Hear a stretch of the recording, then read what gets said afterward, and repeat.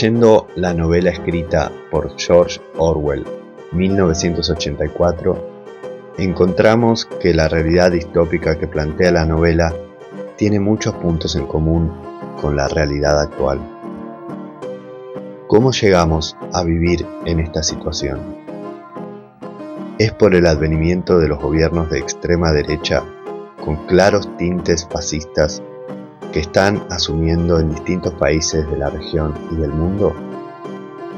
¿O es acaso un proceso anterior que se viene dando con fuerza desde el inicio del siglo XXI, sobre todo con el desembarco de nuevas tecnologías como el teléfono celular o la comunicación a través de Internet y de las redes sociales?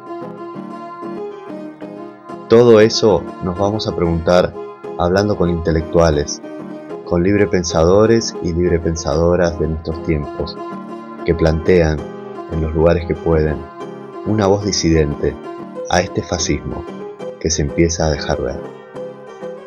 Para hacerlo, les vamos a invitar a lugares abiertos, a espacios que nos puedan demostrar que a pesar de cualquier entorno opresivo, siempre, pero siempre, hay una salida. Lo horrible era que todo ello podía ser verdad. Si el partido, a través del Ministerio de la Verdad, podía alargar la mano hacia el pasado y decir que este o aquel acontecimiento nunca había ocurrido, esto resultaba mucho más horrible que la tortura o que la muerte. El partido dijo que Oceanía nunca había sido aliada de Eurasia. Él, Winston Smith, sabía que Oceanía había estado aliada con Eurasia 4 años antes. Pero ¿dónde constaba ese conocimiento? Solo en su propia conciencia, la cual, en todo caso, iba a ser aniquilada muy pronto. Y si todos los demás aceptaban la mentira que impuso el partido, si todos los testimonios decían lo mismo, entonces la mentira pasaba a la historia y se convertía en verdad.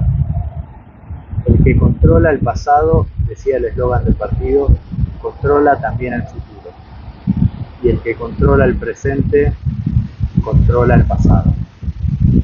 Y sin embargo, el pasado, alterable por su propia naturaleza, nunca había sido alterado. Todo lo que ahora era verdad, había sido verdad eternamente. Y lo seguiría siendo. Era muy sencillo, lo único que se necesitaba era una interminable serie de victorias que cada persona debía lograr sobre su propia memoria. A esto le llamaban control de la realidad, pero en neolengua había una palabra especial para ello: doble pensar. Su mente se deslizó por el laberíntico mundo del doble pensar, saber y no saber, hallarse consciente de lo que es realmente verdad mientras se dicen mentiras cuidadosamente elaboradas, sostener simultáneamente dos opiniones sabiendo que son contradictorias y creer sin embargo en ambas, emplear la lógica contra la lógica, repudiar la moralidad mientras se recurre a ella, creer que la democracia es imposible y que el partido es el guardián de la democracia, olvidar cuando fuera necesario olvidar y no obstante recurrir a ello, volverlo a traer a la memoria en cuanto se necesitara y luego olvidarlo de nuevo. Y sobre todo, aplicar el mismo proceso al procedimiento mismo. Esta era la más refinada sutileza del sistema: inducir conscientemente a la inconsciencia y luego hacerse inconsciente para no reconocer que se había realizado un acto de autosugestión. Incluso comprender la palabra doble pensar implicaba el uso del doble pensar. Bueno, antes que nada te agradezco, Diego, por estar acá, por participar de este podcast. A mí me hizo acordar mucho este fragmento del libro a muchas cosas que vos hablás en tu taller de filosofía. Por un lado, lo de la memoria y el olvido, bueno, que a veces hablas de que el olvido es como más una gracia que la memoria, ¿no? Te lo dice Nietzsche. En el olvido, dice Nietzsche, sí, que hay una vitalidad, ¿no? Que los animales son más vitales justamente porque porque olvidan, porque viven el instante. En cambio nosotros estamos preocupados, angustiados, aplastados por la culpa, o por los recuerdos, o por lo que no hicimos, o por nuestros errores, y en ese sentido, si uno no puede alivianar un poco esa carga, es enfermante en última instancia, puede serlo. Y está bueno porque un poco lo que dice el personaje, que se va enfermando con esta especie de búsqueda de la verdad, donde todo te dice que no pasó algo y él sabe que pasó, qué se hace contra eso. Y más allá de que lo que decíamos recién antes de empezar a grabar, que el libro fue escrito en 1948, a mí me resulta muy actual eso. Muchas veces veo en las redes que se construyen verdades o que se tapan verdades y por la reproducción de una agenda, por la reproducción de un mensaje, por hacer los hashtags, se convierte en una verdad, ¿no? Sí, lo que pasa es que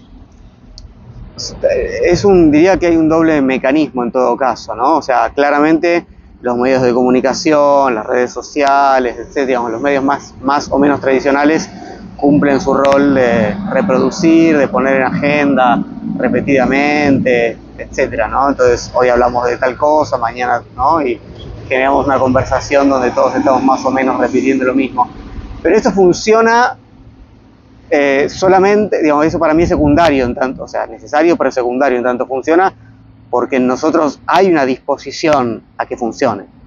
Digamos, si funciona es porque efectivamente nosotros también buscamos un cierto mundo común en el cual conversar, una cierta estabilidad de lo que sucede, que el otro reconfirma cuando cree lo mismo que nosotros. Entonces, parece que de hecho los fragmentos que leímos recién son bastante claros al respecto. Hay un trabajo sobre la conciencia y un trabajo sobre sí. Y si este personaje es un poco distinto es porque el trabajo sobre sí es también distinto y entonces medio excepcional, pero la regla es a buscar diríamos, para usar un término, ¿no?, actual, un relato común, y es sobre eso que actúa la repetición. Si no, no tendría sentido la repetición, no funcionaría. Sí, como en ese miedo de no quedarnos solos, ese miedo primario de sentir que pensamos lo mismo que muchos. Y a veces yo veo que pasa, por ejemplo, con, no sé, Gran Hermano, ¿no? A pesar de el Gran Hermano justo que se nombra en la novela, el programa. Sí. Que funciona o no funciona si de golpe se arma una cosa paralela en Twitter donde todo el mundo está comentando algo a la vez, o la gente se siente que no está tan sola mirando un programa que seguramente lo está mirando solo en su casa. Sí, hay algo por eso de la conversación compartida, pero también de la, digamos, de la estabilización de una serie de referencias que, digamos, aún si yo no miro Gran Hermano, sé que existe y más o menos puedo participar inclusive o comprender la conversación, y eso hace un mundo familiar, digamos, ¿no? Efectivamente, un mundo que tranquiliza frente a otras posibilidades más disruptivas o más creadoras o más transgresoras, etcétera. Bueno, eso también se asocia mucho a la novela, el hecho de que las redes sociales lo que terminan haciendo es que estés en grupo estando solo. O sea, físicamente estás solo y podés estar en grupo, entonces esta especie de pienso, ¿no? Para volver al origen del podcast, de cómo entramos en un fascismo más allá del político, más allá de tener gobiernos que tienen actitudes claramente fascistas. Sí. Estamos en un momento donde estamos mucho más controlados por telepantallas, y nada, lo pienso y quizás pueda tener que ver con eso también. Sí, a ver, yo diría, siempre estamos solos y siempre estamos en grupo a la vez. Retomo entonces, hablando de la deuda, que vamos a asociar después al video de tu taller de filosofía, donde hablas de que el endeudamiento un poco se vive como una especie de culpa, de pecado original. Sí. Lo asocio directamente, bueno, al último gran endeudamiento que hubo repito por las dudas, que hubo en el 2018, en el que se tomó una deuda con el FMI gigante que resulta a simple vista imposible de pagar, y me viene un poco la idea de si esa deuda tan enorme, que para mí, a mi entender, nos generó una crisis económica que todavía seguimos, o sea que vivimos una crisis económica desde ese 2018 hasta el día de hoy, y que la gente, a mí me parece que todavía no lo percibe del todo, y me pregunto si no hubo ahí algún mecanismo de comunicación para ocultar bastante endeudamiento tan grande.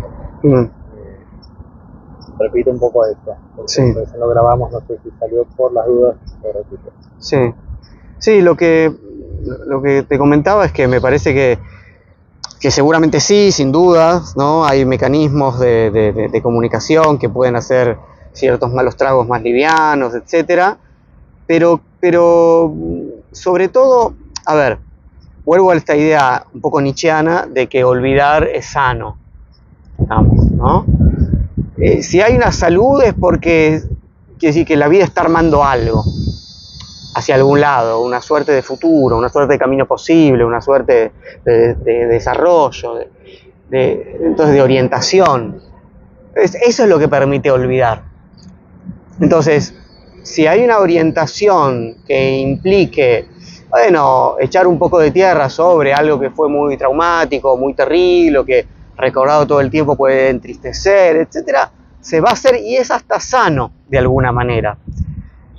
El tema es el de alguna manera, ¿no? O sea, y eso está en Nietzsche lo trabaja en la segunda consideración intempestiva. Es un texto de Juventud de Nietzsche, que es un texto sobre la historia, sobre la cuestión entre recordar y olvidar y qué relación tenemos que tener con la historia, ¿no?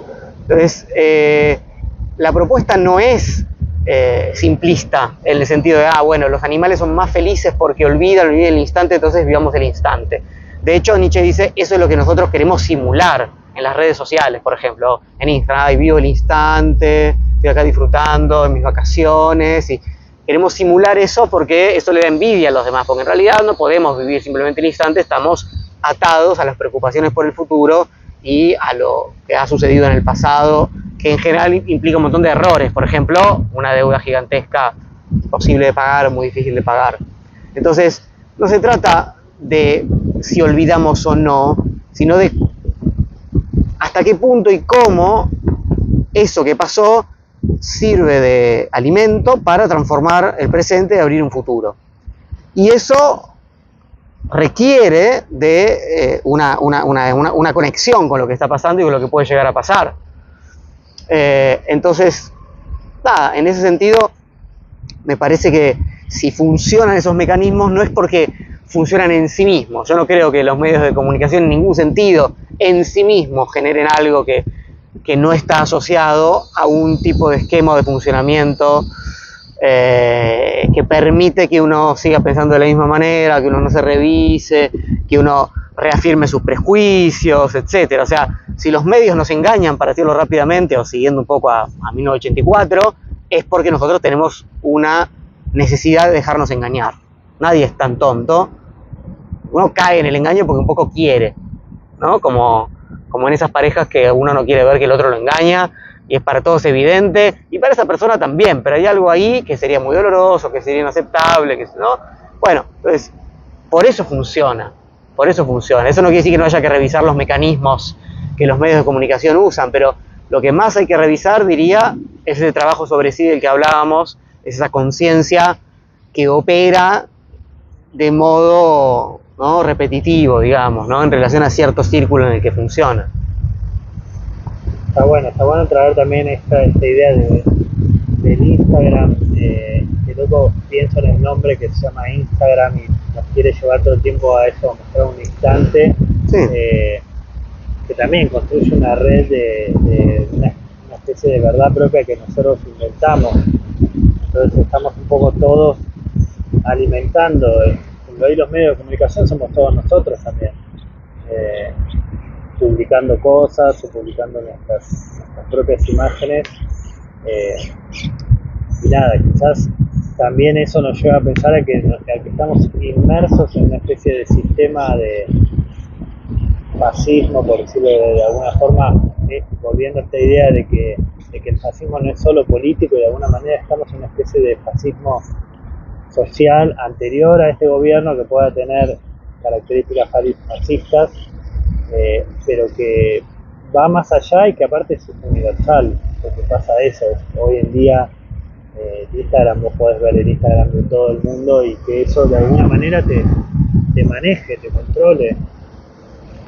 Sí, diríamos, podríamos definir el fascismo como una suerte de mecanismo afectivo que obviamente es anterior sin duda a este gobierno y del cual participamos todos en distintos grados, y que sin duda las redes sociales en su funcionamiento, digamos, alimentan, se suman a eso y lo multiplican. Eso es muy, muy evidente y no tiene que ver con la identificación, digamos, ideológica, de ser más derecha, más de izquierda, no pasa por ahí, es criticar al diferente, es salirse de la agenda, ¿no? Y eso, por eso digo, no importa, si Cristina dijo tal cosa y vos decís lo contrario, entonces no era el momento para decirlo. Entonces eso no es porque votes a Macri o a Milei, eso es un funcionamiento de grupo y de reafirmación de una orientación nuevamente, y eso en las redes es muy, muy claro y se torna muy agresivo, ¿no? Y permite, el fascismo,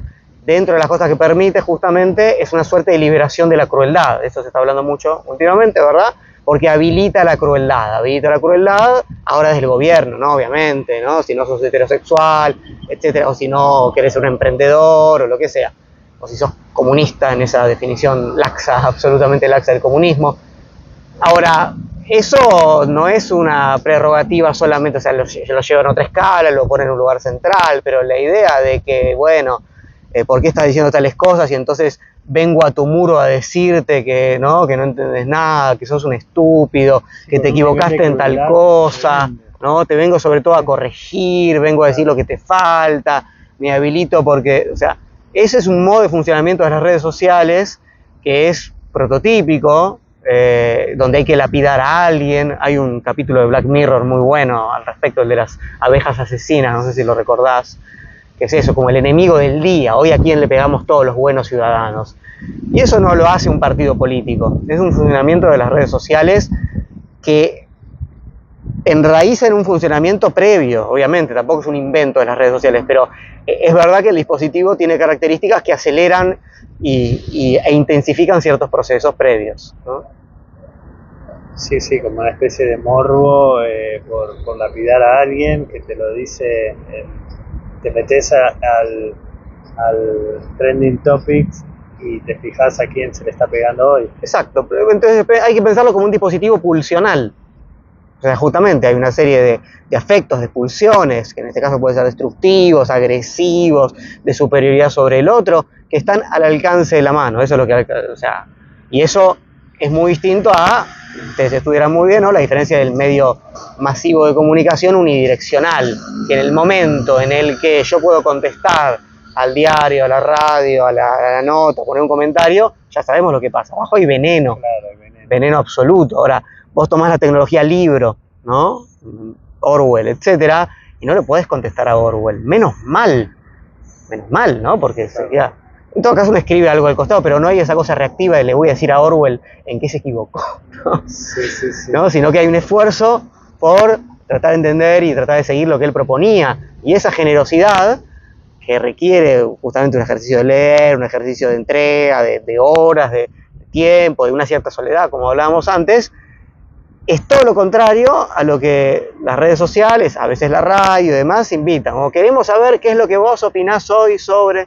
A mí ese uso me parece horroroso porque multiplica esa reacción en última instancia en buena parte fascista, ¿eh? De suponer que cualquier reacción por el hecho, cualquier expresión reactiva es valiosa por el hecho que es la expresión de alguien. Y no, en general son tonterías, agresiones o cosas de alguien que ni siquiera termina de escuchar lo que el otro tiene que decir, ¿no? Sí, sí. Bueno, está buenísimo. Repaso algo también, por las dudas que nos habían salido, que habías dicho vos antes de específicamente esto de la neolengua, que lo leímos en el fragmento, y que es esta tendencia a sintetizar, a sacar palabras y a reducirlas del lenguaje. Y eso también es un proceso que se viene dando muy fuerte desde el siglo XXI, un poco con Twitter, que nos acostumbró a una gran masa de gente a comunicar todo lo que quiera comunicar en un fragmento muy limitado de palabras, y bueno, nos tiene como acostumbrados a sintetizar, y muchas veces nosotros que estudiamos comunicación saben que Lícer tiene una forma como más acelerada de comunicar o de enseñarles esa comunicación, pero estamos también como un poco metidos en esa corriente de todo sintetizarlo, comunicarlo en 3 minutos, hacer el pitching de tu proyecto en 3 minutos y que tenés que explicar todo. Es como que no nos damos tiempo para comunicar y para no sé, para pensar más, y terminamos nosotros metidos en esta red. También ayuda a este fascismo de acelerar y de acortar el lenguaje. Sí, mira, pensaba mientras vos hablabas, pensaba en lo que dijo Mark Fisher en Realismo Capitalista. Él era un profesor inglés digamos, de secundaria, terciario, y decía que la especie de pandemia de dislexia que hay hoy en día no es una dislexia, sino una poslexia. En realidad lo que sucede es que estamos justamente yendo ahí le habla de una carne posliteraria, justamente, que ya no está demasiado conectada para concentrarse y leer. Ahora hace poco hay un libro que todavía no leí, que es muy reciente, de un Peirone, que se llama Poslengua, o algo así. Es decir, que la idea es que justamente no es una neolengua, que es distinto, que ya es una etapa diferente, donde estamos saliendo de la lengua, donde estamos utilizando emojis para conversar, y donde esa pobreza es realmente acelerada. A mí me pasa, ya que esto va a escucharlo la gente de Lícer, la gente de la radio, mi experiencia con la radio, ¿no? Cuando escucho radio y cuando a veces me llaman para una entrevista, etcétera, que no es muy seguido, pero o sea, he participado de 10, 20 programas, 30. Hay algo que a mí siempre me resultó muy llamativo, y no creo que sea de los últimos años, pero es que, sobre todo con la cuestión de los entrevistados, y tanto por teléfono como los que van al piso, digamos, y están más tiempo, es que cuando la cosa se empieza a poner interesante, hay que cortarla, porque hay otro invitado, porque hay otra nota, porque qué sé yo, y ahí hay algo que prácticamente me indigna, que es la falsa promesa de nos podríamos quedar, es un latiguillo, 20 horas conversando, te comprometemos para volver a llamarte, cosa que no ocurre nunca, porque la llamada es en relación a algo que pasó esa semana, ese día, etcétera. Entonces se llama al especialista, se lo hace participar, o sea, y hay algo muy, muy difícil, primero porque para que alguien empiece a decir algo interesante, tiene que olvidarse que está hablando en la radio, tiene que empezar a acostumbrarse a conversar con el otro, es decir, los primeros 10 minutos es de construir algo. No pueden ser buenos, a pesar de que por ahí se diga algo. Y cuando eso empieza a suceder, lo cortan porque el productor organizó 15 cosas diferentes, que una es una receta de cocina, la otra es un problema político, o sea, y eso es un estándar, es un estándar muy terrible. A veces se pasa a un otro extremo, o sea, hagamos un podcast, por ejemplo, que no puede ser ni siquiera un programa de radio, tiene que, o sea, para hablar en profundidad sobre algo. Entonces, el formato mismo está hecho para ser liviano 24 horas, y eso sí es preocupante, porque puede haber programas o situaciones que tengan ese, ¿no? Bueno, en 3 minutos, rápido, también puede ser un estilo. Ahora, si ese estilo que impide hablar es un estándar, digo, hablar en el sentido no de comunicar, porque se puede comunicar en 3 minutos, como bien decís. Sí, el tema es pensar un poco, y abrir una recepción, abrir una escucha, que eso es lo que no tiene. El fascismo lo que hace es comunicar. Gilles Deleuze, filósofo francés, lo dice muy claramente, es muy contra la comunicación. ¿Por qué? Bueno, no hay más que pensar en nuestra última dictadura, comunicado número 1, se comunica a la población. O sea, el fascismo, si algo quiere es comunicar y que no haya pérdida entre emisión y recepción, o sea, tienen que llegar las órdenes, con un milico lo hace, o sea, tenés que obedecer absolutamente. Y por eso la comunicación en sí misma es problemática, porque su intención es no dejar lugar para la ambigüedad, para el pensamiento, para el equívoco, para lo que no entra en la comunicación. Y para eso hacen falta un montón de cosas que son las que toda mala comunicación habilita. Yo cuando hago un vivo en Instagram, por ejemplo, los primeros 3 minutos, que es cuando tenés que decir hola, silencio de 5 segundos, ¿cómo están? Bueno, eso espacio. Ahí ya se fueron, los que querían el coso rápido se fueron, Claro. y quedarán otras escuchas. Está bueno. En fin, no es a propósito, es lo que sale, pero quiero decir... Sí, a mí coincido muchísimo, no es para hablar mal de mis compañeros de producción, pero me parece que hay algo en la carrera, en cómo se enseña, que no está bueno, que es que justamente eso, que hay como una cosa de, primero, que a quienes están produciendo no siempre están escuchando, o casi nunca están escuchando lo que se está hablando, y entonces muchas veces se genera que haya más preocupación por lo que tiene que venir, Exacto. lo que tiene que entrar, que porque suceda lo que está sucediendo. Pero bueno, nada, somos una generación que estamos tratando de cambiar eso. Eso puede pasar en un aula. Yo tengo una planificación y en lugar de ver que hay unos alumnos o un tema sobre el cual digo, no, mirá, pero ahora la semana que viene tenemos el parcial y no podemos dejar de... Claro. Entonces, eso es armarse el calco de cómo es la cosa y no poder mapear qué es lo que está sucediendo, ¿no?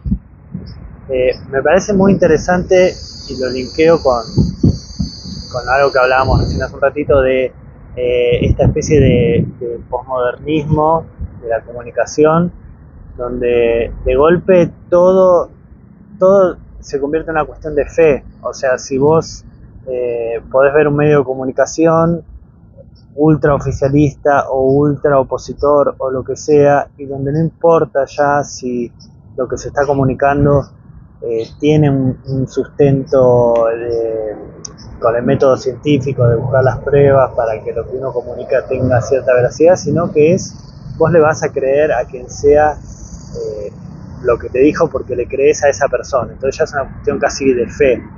Y pienso también en cómo llegamos a eso, porque es algo que dentro de todo es bastante reciente que sea la cuestión así si bien siempre hubo grieta o siempre hubo, sobre todo en nuestro país, esta Boca River de todo,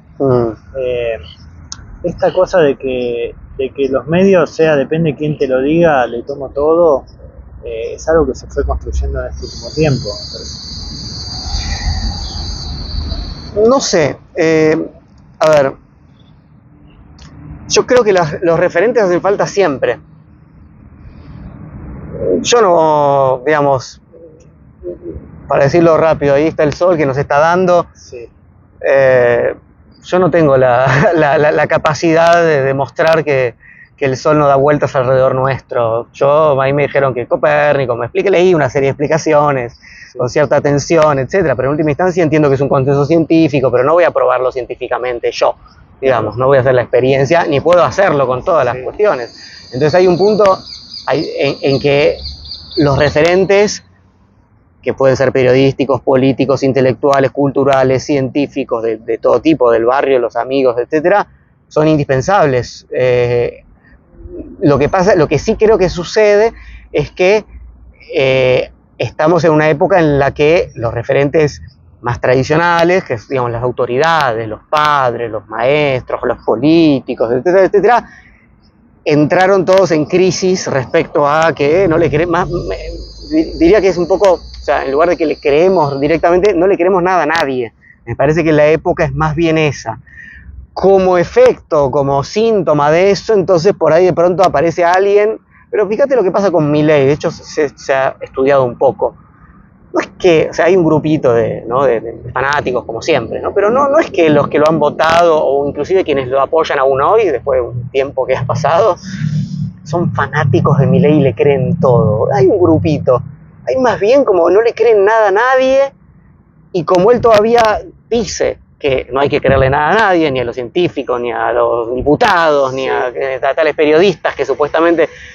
Entonces, yo creo que la época es esa en la que solamente uno se cree a sí mismo, ¿no?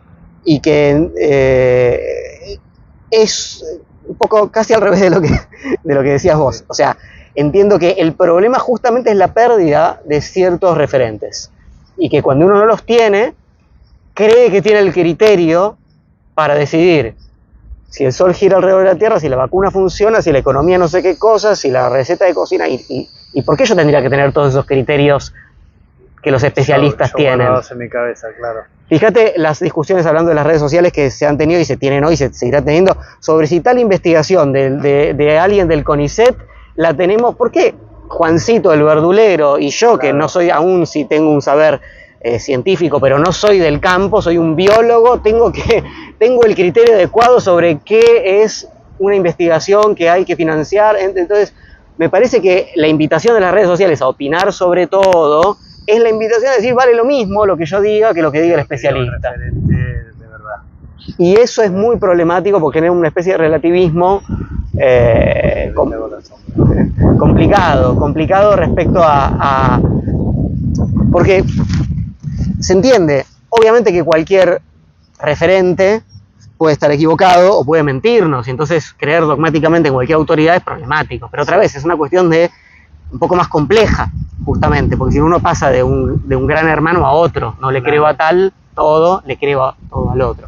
El tema es hasta dónde se utiliza la criticidad o de qué manera. Hoy en día vemos un montón de, ya los llamamos conspiranoicos, que se creen muy piolas, se creen muy críticos, porque no le creen al científico, y terminan siendo estúpidos, porque creen que ellos sí saben, ¿no?, de la conspiración mundial, de la Agenda 2030. Entonces compran un relato más tonto, pero que comprenden, creen que tienen una información que los demás no tienen, etc. En ese sentido sería mejor creer la autoridad, con un cierto, obviamente, un cierto nivel de escepticismo necesario. Entonces, es una cuestión, me parece un poco más fina y un poco, yo la entiendo como una consecuencia de una crisis de autoridad muy fuerte y una crisis de orientación muy fuerte. Como de representatividad. Sí. Sí, porque también si por ahí lo que sucede es que los referentes de los medios de comunicación, no sé, están como muy fanáticos de algunos temas. Sí, pero además, o sea, sí, es muy claro, uno lo ve, ese es el momento, digamos, como de honestidad. Milei dice, pero estos periodistas están todos comprados, claro, mientras él compra a otros. Sí. Esto, digamos, es como evidente. Ahora, tiene razón cuando dice que esos están comprados y están hablando mal contra él porque la mitad, o sea, ¿sí? Claro. O un grupo económico que, o sea, tiene razón. Y no muchos lo dicen desde un lugar tan importante, etcétera, etcétera. Como cuando dice, los diputados, sí, por 2 mangos son todos unos, y él después va y compra 2 diputados. Claro. Pero tiene razón cuando dice lo primero, de muchos, o de un cierto funcionamiento, Sí, ¿no? sí. Entonces hay un punto ahí de poner, ¿no?, blanco sobre negro lo que todos sabemos, ¿no?, de periodistas, de políticos, etcétera, que ya eso genera un cierto mundo en común con el saber que todos tenemos. Claro. Ahora, cuando ese saber se torna, o sea, es un poco exagerado, pero todo saber o toda verdad, más bien toda verdad, digamos, puede volverse estúpida rápidamente sin dejar de ser verdad. O sea, si yo digo, un montón de políticos son corruptos, bueno, es una verdad, ¿sí? Ahora, si eso hace que yo entienda que toda la política y toda la organización política, la representativa, la no representativa, las organizaciones sociales, todos los partidos son corruptos por igual, y bueno, ahí algo que era una verdad se transforma en una estupidez. Claro. ¿Qué es una estupidez? Es una grilla que no me permite ver lo que está pasando y distinguir dónde hay más, menos corrupción. No me permite ni siquiera comprender que la política no es simplemente una cuestión moral de no ser corrupto, que hay un montón de otras cosas quizás más importantes, etc. Entonces, hay una verdad que no permite comprender lo que sucede. Y eso es lo que en general ocurre. No la mentira, vuelvo a 1984, no que me hacen creer lo que no es, sino que hay una verdad que opera de un modo que impide comprender otras cosas. Eso, de hecho, es muy claro para comprender por qué tanta gente apoyó a este gobierno y lo votó. Eso es muy claro, o sea, un montón de gente enojada, que se quería vengarse de los K o de lo que sea, a mi juicio con algunos buenos motivos, ¿no? Por Claro, muchas cosas claro. muy mal hechas o por corrupciones que para mí existieron, etcétera, no importa. Pero cuando eso, que puede tener un basamento verdadero, se torna en la grilla mediante la cual entonces todo, ¿no?, todo va a ser mejor porque eso era el mal en sí mismo, se transformó. O sea, el no comprenderlas es como una receta de cocina, ¿no? Si vos venís a mi casa y yo te prometí una torta, cuyo mayor ingrediente es la harina, la manteca, el azúcar, los huevos, y yo le puse un poquito de eso a un pedazo de carne y digo, esto es una torta, vos no me vas a creer. Entonces yo no puedo tomar algo que es absolutamente menor como lo fundamental, porque eso deja de ser lo que era. Y eso, esa pérdida de criterios, de orientación, de escalas, es lo que genera la desorientación, a mi juicio, más que pasar de blanco a negro, ¿no? De pasar de A a B o de B a C. Creo que las desorientaciones están constituidas sobre verdades, pero que no se pueden calibrar adecuadamente. Claro, como que las verdades, que las premisas que nos llevan a una conclusión están en cierta forma manipuladas. Exageradas, no llevan a tal conclusión. Están ahí las premisas, sí, pero eso no concluye. O sea, la conclusión es demasiado apresurada. Si la conclusión ya estaba de antes, entonces tal verdad me sirve para, ¿no?, fundamentar algo que en realidad e impide, sobre todo lo que hace es impedir ver un montón de otras cosas.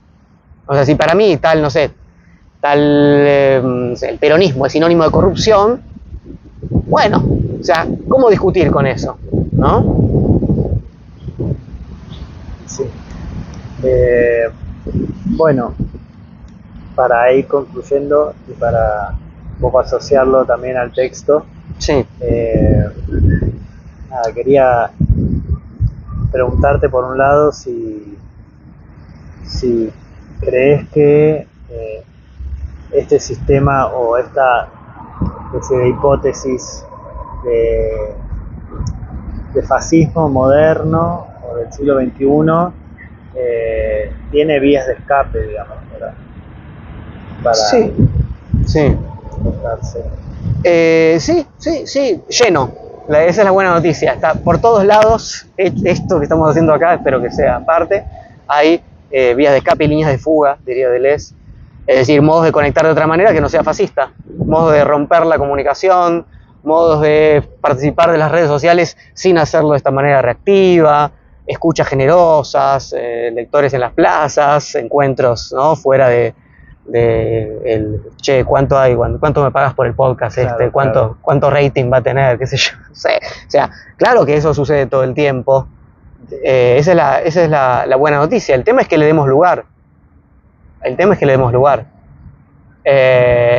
Y eso requiere de algo que en los fragmentos que leímos al comienzo está claro, de un trabajo sobre sí. O sea, es sobre la conciencia, sobre las prácticas, no siempre de la conciencia en un sentido abstracto, sino sobre las prácticas de escucha, de lectura, de encuentro, de conversación, que tejemos que las cosas se transforman.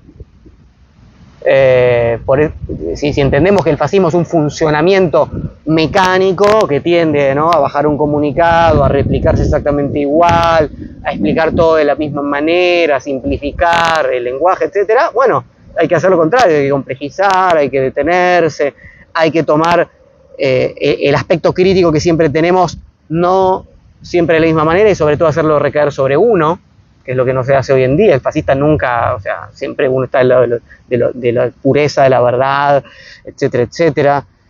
Y hay que acostumbrarse en ese sentido a evitar la propia impureza, en el sentido de las propias contradicciones, y todo eso requiere trabajo, digamos, prácticas, que las hacemos, pero que después quedan como muy limitadas frente a, es verdad que hay maquinarias mucho más potentes, entre esas las redes sociales, los medios, etcétera.